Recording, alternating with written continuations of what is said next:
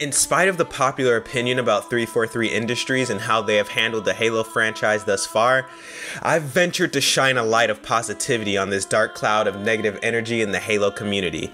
Not to say that the ocean of criticisms that 343 has found themselves in aren't valid, quite the contrary actually, but what I will say is they haven't gotten their fair share of credit in the process.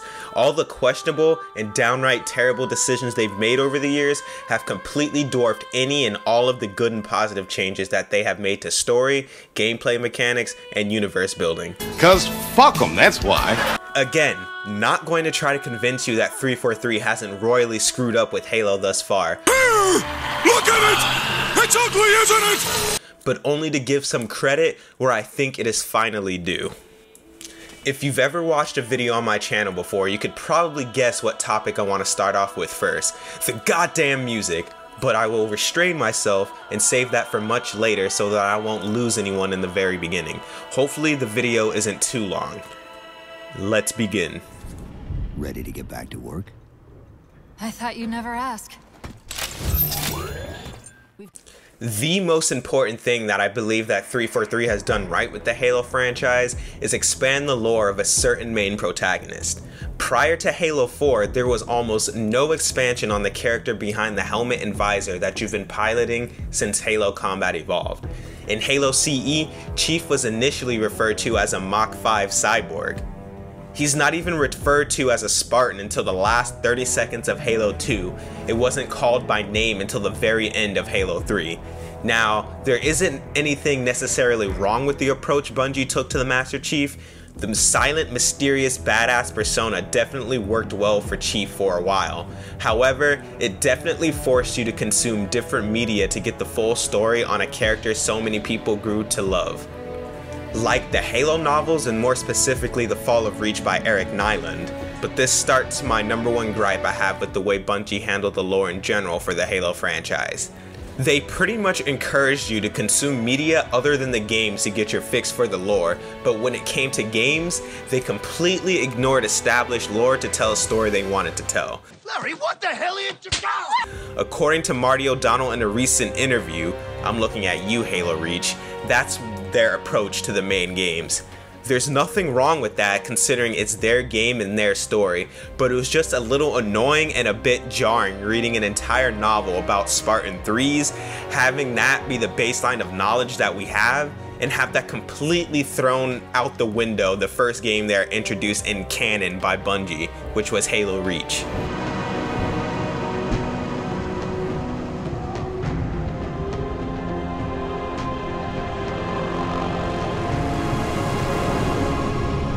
On a quick side note, Spartan 3s were supposed to be really young and expendable troops sent on suicide missions without all the training of the original Spartan 2s. They were at a maximum age of 15 years old. They didn't have advanced armor with overshields and whatnot because that was seen as a waste of money for expendable troops. That's the too long didn't read version, but in a nutshell, Halo Reach just ignores all of that. Off the rip, at the start of Halo 4, you are smacked in the face with an opening cinematic of Dr. Halsey talking about the Master Chief and the Spartan program. For the first time in video game canon, there was acknowledgement of the Spartan program and that there were other Spartan 2s besides George and Chief, which again, George being a Spartan 2 was never mentioned in the game itself. You had to consume other media for that, but I digress. Seeing Master Chief conscripted into the Spartan program at the ripe age of about 5 or 6, subjected to physical augmentation and mental indoctrination, which is basically just brainwashing, was nice to see. Showing the effects that this had on Chief and the other Spartans was crucial too. Brainwashed with sociopathic tendencies was a byproduct of their incredible efficiency in battle. Showing he was part of an actual team was a nice contrast from what we've been used to seeing for the Master Chief so far. That short 3-minute cinematic provided more insight into Chief and the world behind the scenes of the Human Covenant War than any game that came before it, an accomplishment worth mentioning. In the same vein of universe building, 343's involvement with Halo has pushed for the expansion of Forerunners and who they really are. Since Halo Combat Evolved, we've been playing on and around Forerunner structures and worlds. Despite that, we knew next to nothing about them. We knew they were from long ago and made Halo rings to combat the Flood. That was about the extent of the knowledge from just the video games, more or less.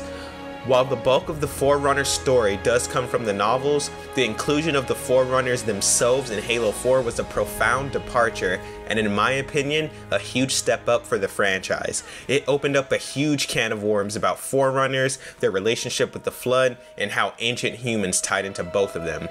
Things that I'm totally open to making videos about at a later date. Despite all the things that I just mentioned, it was in fact a double-edged sword. While 343 has introduced a lot of important lore into the games, it didn't come without its price. Making a story around it was obviously difficult, and that's where they fell flat. The scale of the things that they introduced was too big for such a short campaign. However, Halo 4 did a much better job than Halo 5 Guardians did. They tried to work too quickly with some of the concepts that they introduced. They spent too much time on some and not enough time on others. I could definitely see how the casual audience would have been overwhelmed by the sheer amount of information being thrown at them. The librarian left little to chance, didn't she? Turning my own guardians, my own world, against me. But what hubris to believe she could protect her pets from me forever. If you haven't mastered even these primitives, then man has not attained the mantle. Your ascendance may yet be prevented.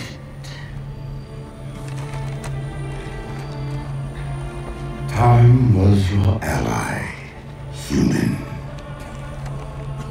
But now it has abandoned you. The Forerunners have returned. This Okay, look, this is a great cutscene and all, but the librarian? The mantle? Turning your own guardians against you? Who the fuck is this guy? Who the fuck is that guy? Who the fuck is that? I know who he is. I know who and what he's talking about, but that's because I read 3 whole novels about the subject. To a normal person, that man just spoke nonsense. A normal person, I might add, which is about 90% of the people that played this game for the first time. I mean, I respect the universe and the lore and the world building and all that, but come on. It's like trying to explain Star Wars to Beyonce. It's like, what? We were finally introduced to the Forerunners. The Human Covenant War is over, yet we're still fighting the Covenant. Spartan 4s were made, the Librarian, the Didact are a thing now, and Cortana's rampancy had to be addressed. It was a lot of shit for such a short campaign, which leads to my major issue to how 343 is handling the story as a whole. Spoiler alert, they killed off the Didact in a comic, not the games itself. They're continuing the story left off by the games in a completely different medium, which in my opinion is a big no-no. I feel like you can add to the universe in the novels and comics, but taking main plot points from the games like the Didact for example, and finishing off in the comics makes no sense. Ridiculously stupid. They had a solid plan for sure, but execution of said plan fell apart. I know there are a lot of strong opinions about the gameplay mechanics, so I won't even mention the S word that ends with print. But I will say that 343 unfairly inherited a problem from Bungie and was unjustly blamed for it. The loadout system and armor abilities were introduced in Halo Reach, but for some reason 343 was blamed. Hell, even Sprint was introduced by Bungie in the same title. Oops, I said it. It wasn't necessarily their fault. They continued a trend that they thought was critical to the franchise. Now, onwards to my favorite part of any video game, and honestly the only reason why I was going to make this video in the first place. The damn music. Woo! Woo! Yeah, baby! That's what music? Underrated. Underrated as shit. Is it Marty O'Donnell's music? No. Does it have the Halo theme we've come to know and love? No. Does it fucking matter? No. Is it still epic? Hell yeah. I love it so much because it's a departure from what we are used to with Halo, but it's close enough so that you can believe it is in the same universe.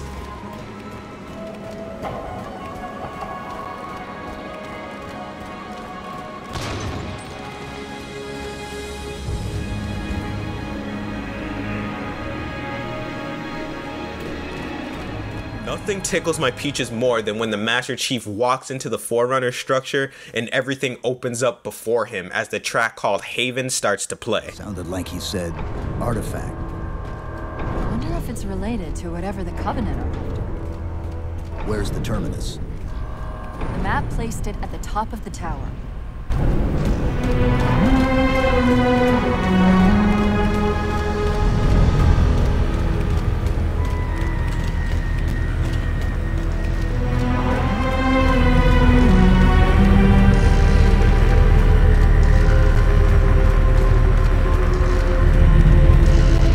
The track is so epic while simultaneously accurately depicting the futuristic vibe of Forerunner culture.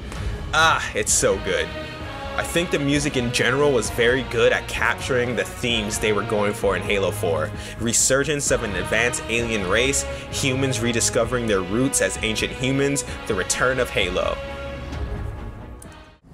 In the last level, a lone soldier on a mission to save the galaxy. The main character hops into a Pelican, blasts off into space, and sets out to do what no one else wanted to do, what no one else can do. The song starts to play, aptly named after the character whose life it narrates, 117.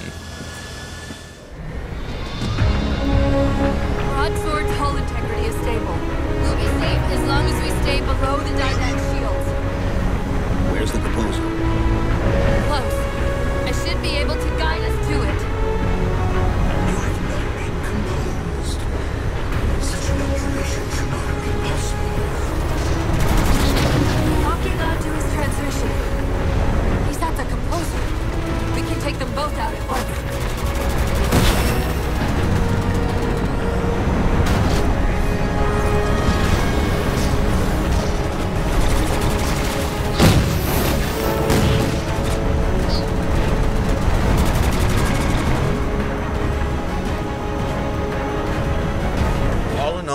I enjoyed Halo 4. I enjoyed it for what it was, and I don't think it's as bad as everyone tried to make it out to be, especially after that travesty that was Halo 5.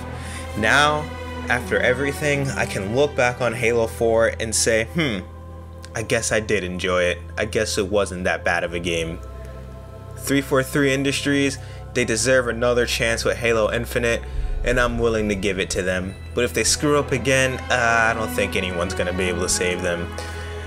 Halo 4 was great. Now Halo 5, that game was trash.